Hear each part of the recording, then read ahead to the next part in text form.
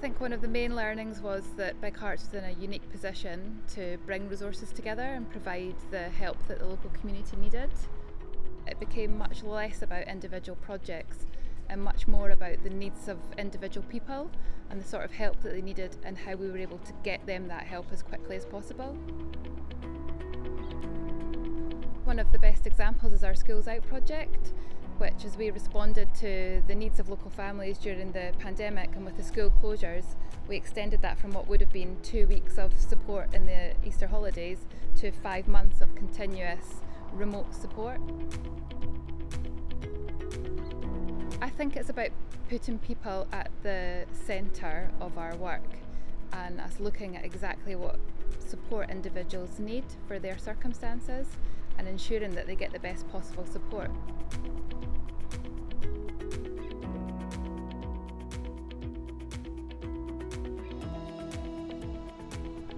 Big Hearts responded to the pandemic by acting quickly for the well-being of young people.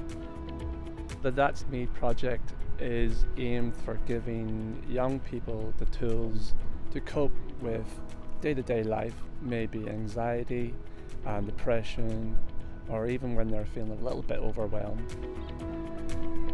From my point of view, the last year and a half totally changed the way we support young people's well-being.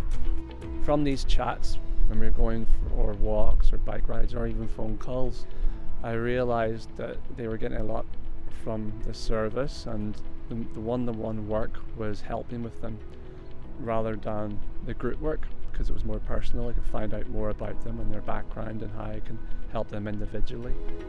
What we've learnt during the pandemic is that the one-to-one work was a success and the young people really responded well to it.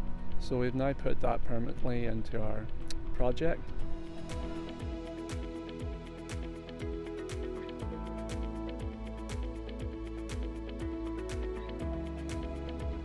We went from running daily sessions at the stadium with our staff and participants to having everyone based at home, which was a huge change that everyone had to get used to. But it almost forced us to create and design different solutions to meet those needs for the people that we want to support. The other main lesson that we've learned is that individual needs can change at any time, and as an organisation, for us, we have to be able to respond to that.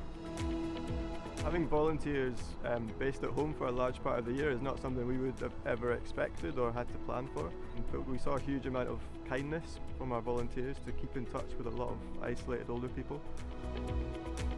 Overall, in the first year of the pandemic, Big Hearts Community Trust supported 3 times more people than in the year before. We want to put people's ambitions at the centre of our work. Every week, Big Hearts welcomes refugees and asylum seekers to the stadium, where we run an activity based around social inclusion. And for us, that's an opportunity to give young adults the chance to meet people who are facing similar challenges. And we want our organisation to be ready to support them as much as we can going forward.